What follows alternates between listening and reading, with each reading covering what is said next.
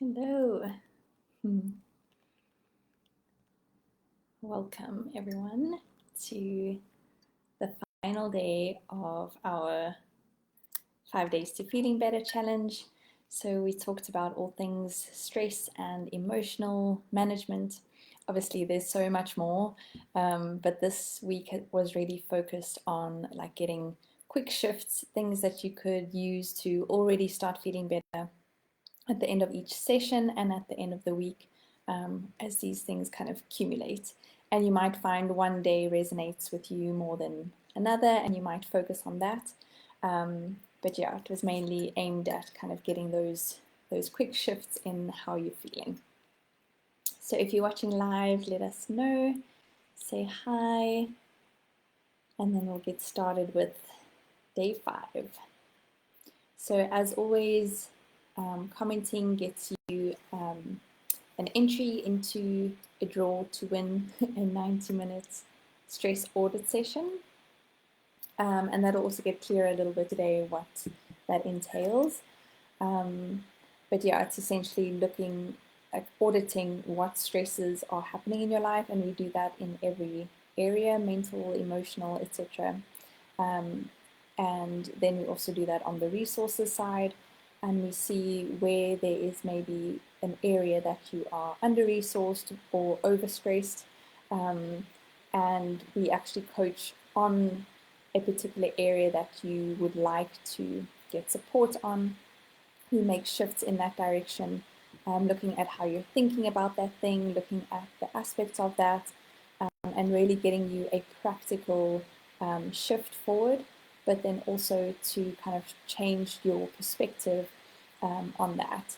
And that's similar to what we've been doing each day. We've been kind of going through a perspective shift and then a relevant action step. So I'd love to know if there is anything so far in the rest of the week that you really found helpful, or that you're going to go try out, something that really resonated with you. You can let us know in the comments, and you can comment whether you are joining live or whether you are watching this as a replay. You can still comment, and they will both be counted towards that draw. So the draw I will do on Monday evening. Is that the 5th? 5th of August, Monday at 5:30 p.m. I'll do the draw, and then I will notify in the group who won the 90-minute stress audit. But yeah, you have until then to watch these, to comment, to try things out, join the discussion, support each other along the way as well. Okay, that is what this community is for, to support each other, to engage in these discussions. And this challenge really came out of me asking the group, what would you guys like help on? And stress and anxiety, or stress and feeling tired at work. Yeah, I think I put it as, stress and emotional management. Sorry, that was in the poll, one of the answers that got higher votes. So just it also goes to show you, you guys can always give me feedback on what you'd like to see in this group, what you need help with. You can post at any time. You can really start actually creating discussions about all the topics that we discuss in this group. So I'd really encourage you guys to do that. Okay, cool. So we'll get started with day 5. So the perspective shift that we're looking at today is looking at managing stress means decreasing what is stressing me out, or eliminating certain stresses, right? Getting rid of certain stresses, and shifting that to stress management, including increasing my capacity. So in day 1, we also talked about a way to look at stress management that wasn't only looking at how can I decrease or eliminate certain stresses in my life, and that was more around how do we actually look at stress itself? How do we frame stress, right? Do we frame it as something that's harmful, something to be avoided, something that should be pushed away? Or do we see it as something that is stimulating us to grow and change, something that is challenging us in a good way, or something that is giving us some kind of vital information that we need. Maybe we're off track somehow, or we're not living in alignment with our values, or we are pushing ourselves too far. It can be useful information as well, right? So that's what we covered in day one. And today we're going to go through another way that you can look at it, or another option for looking at stress management that doesn't include decreasing or eliminating a stressor. And I just want to make it super clear, this is not because I don't think we should ever eliminate or decrease our stressors. We definitely can use that as one strategy, right? We can look at that side of the equation. And I also don't want people to just push through and, just keep dealing with a stressor because they feel like I have to do that to prove that I'm resilient, or that I'm grateful for the job, for example, or the relationship, or whatever it is. I don't want that to be the message. But it's just that I don't know the particular details of your stressors, so it's difficult for me to say this is how you can approach that stressor. So in this kind of environment, it's easier for me to talk about the more general stuff rather than the specific stuff. But then also there might be situations where, or let's say, decreasing or eliminating stressor is quite a sort of obvious, you kind of know what steps need to be taken in order to do that, right? Because you know what the specific stressor is in your life that is, causing you a lot of stress or emotional kind of highs and lows, or mainly lows. You know what that is, and you might be familiar with what steps might get you to eliminate or decrease stresses. It's usually just the case of actually doing it. But you might also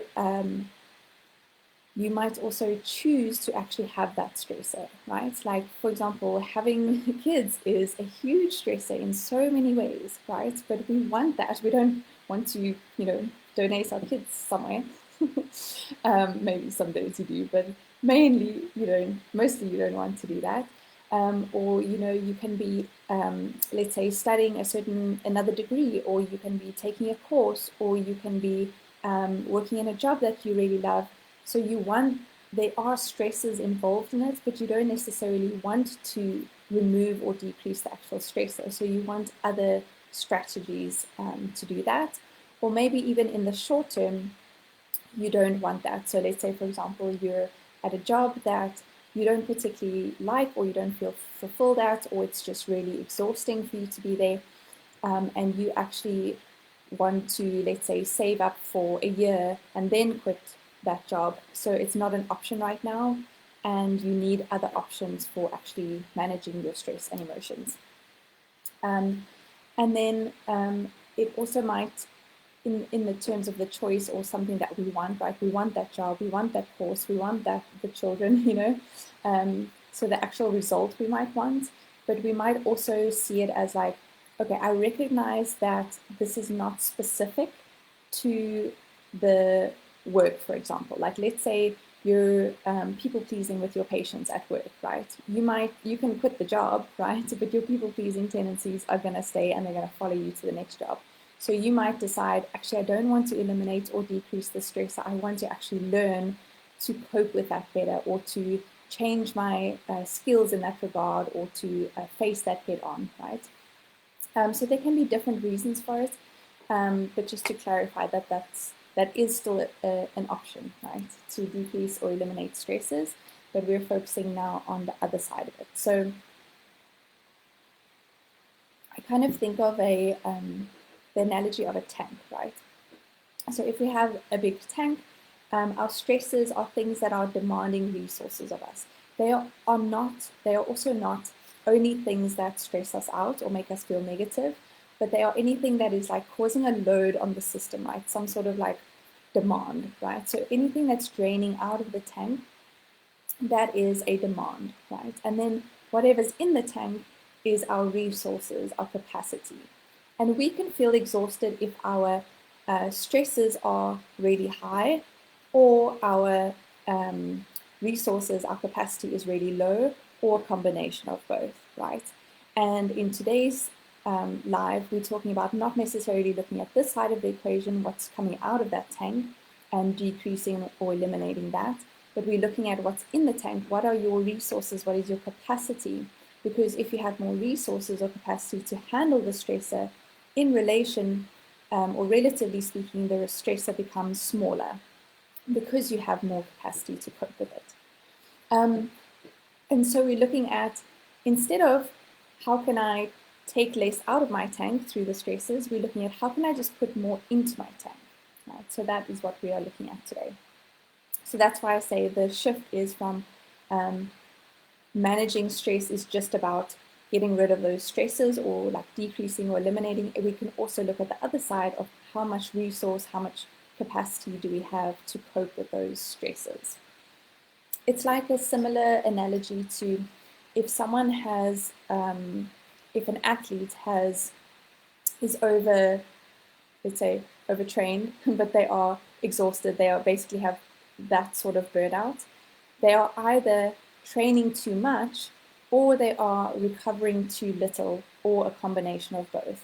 And so you can either decrease their load and how much they're doing, or you can increase how much they're recovering, their capacity, or both, obviously. Right? So we're looking at the capacity side. So I like to think about it as everything in the tank is your deep health. And this is from Precision Nutrition. It's the kind of model that I usually use for looking at health. And it's essentially like biopsychosocial health. It's just looking at the different components of health. And this just has more kind of components to it to get a bit more specific. But it's essentially that idea, right? That what's in our tank and our health, our well-being, our resources are not just in one domain of life, right? We don't just have physical resources. We also have mental resources. We also have emotional resources. We have relational or social resources. We have existential resources, and we have environmental. I think I missed one. Oh, missed out on one. Physical, mental, emotional, relational, environmental, and existential. Okay, no, I did say all of them, I think. So that is what's in our tank, essentially, or that is what is making up our tank.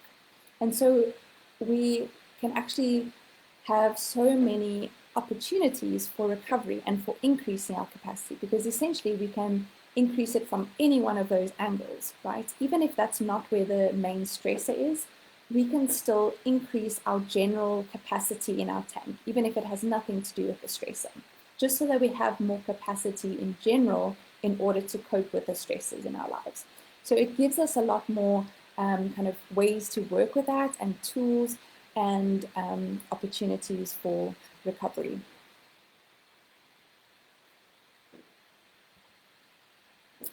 My tea is already cold.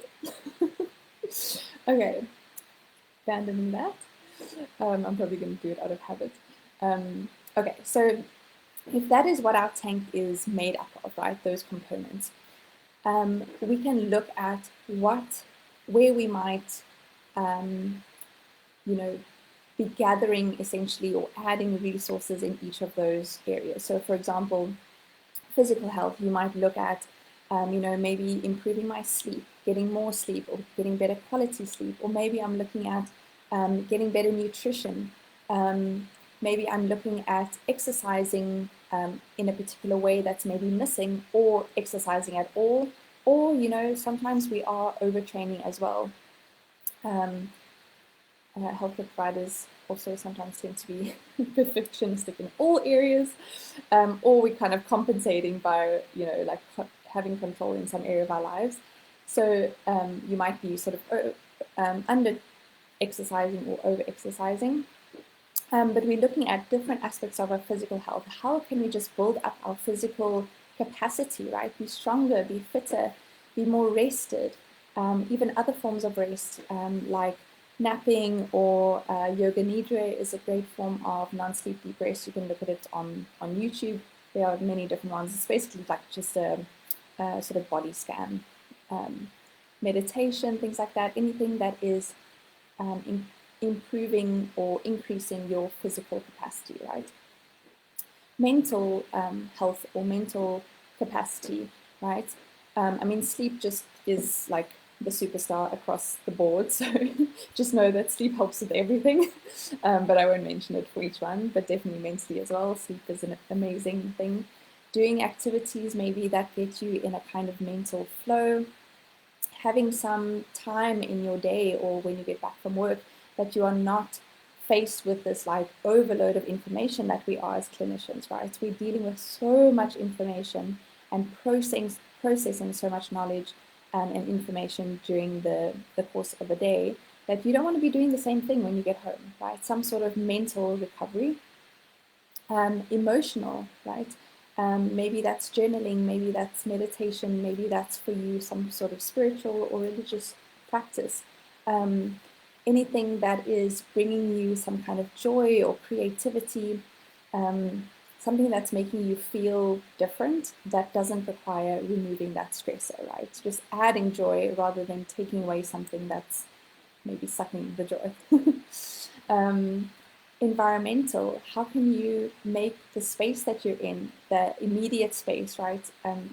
Physically, sort of like your physical environment, right in your close vicinity, from your clothing to your room that you're in, to your house, to your neighborhood. Where are there opportunities that you can improve your environment? Maybe you just declutter. Maybe you decorate in some way that makes you just feel so like happy and nourished, and maybe you have like an area that you go to that's just really set up to make you feel calm and peaceful and to just have all your favorite activities there. Maybe you go to the park, something that is improving our environment. So these are all the different aspects of deep health, and we can be improving or increasing our capacity or our resources in any one of these. So our action step for today is based on the idea of deep health. So essentially what we want to do is pick some aspect of your deep health that feels like you would want to, either where you immediately, like as I'm speaking about it, you think like, oh, that would be either very accessible or just a fun way, an area that you're like, oh yes, I definitely want to do that, and I didn't really relate it to helping me with those stresses, for example. So something that immediately comes to you. Or you can also think about it as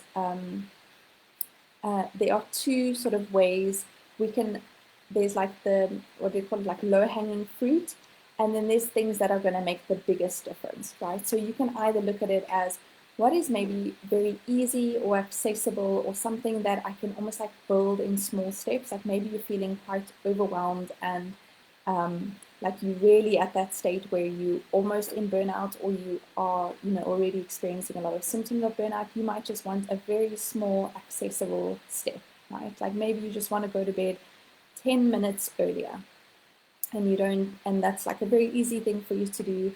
It's a low-hanging fruit. The other way that you can do it is looking at what would make the biggest difference. So let's say there is something very obvious to you that is missing, or something that would really like fill your tank so much more. And it could be in the area where you feel a lot of stress, right? Like if emotionally that's where you feel like quite drained and under-resourced, then it might be something that brings in some sort of emotional capacity or resource, right? If it's physically that you're feeling just physically like I'm so tired, I feel like my job is very physically demanding and I just need some sort of increase in my tank physically. It can also be in that way. So there are different ways to decide, which area of my health am I going to look at. But we just want to be taking something that we feel is going to make some sort of impact, even if that's in small steps. And often, even if you know that something big is going to change that quite significantly, you can still take small steps towards that. So when we're thinking of action steps, we do really want to do something that is like 10 minutes or less, or something that just feels quite accessible to you and feels manageable, it feels sustainable. And often we're just trying it out, right? We're just trying out for a week or so. Let's do that activity. Let's add that and see how we feel. And we might get information from that, and then we might build on that. Or we decide, that actually didn't do what I thought it was going to do, but I got information of like why that is, and maybe I want to try this thing next. So it's not this thing of like once you're committing to an action step, that's what you have to do for the rest of your life. And if you don't do that, you failed. That's not what it is. We're just trying different things out. We're trying on solutions. We're prototyping these things, and we're seeing what works. And what works specifically in your life, in your situation, with all the combination of things that make up who you are, right? It's so specific that we need to try it out and find out for ourselves. Okay, awesome. So that was day 5, looking at the resources and capacity rather than the load, the load or the stresses. So I'd love to know your ideas for where maybe in your deep health, physical, mental, emotional, relational, environmental, or existential, where you are going to be trying out some kind of action step. And I'd love to know what that action step actually is. And let's give each other ideas, let's support each other. And yes, I think that was it. I will let you guys know on Monday about the stress audit session. And now you have a better idea as well about the tank and how we would be sort of auditing both sides of that equation, what's coming out of the tank, what's in the tank, in all those areas of deep health, and then picking an area and coaching on that where you feel like you need some support and some guidance and to shift some perspectives. Okay, awesome. Have a great weekend, everyone, and I will see you soon. Bye.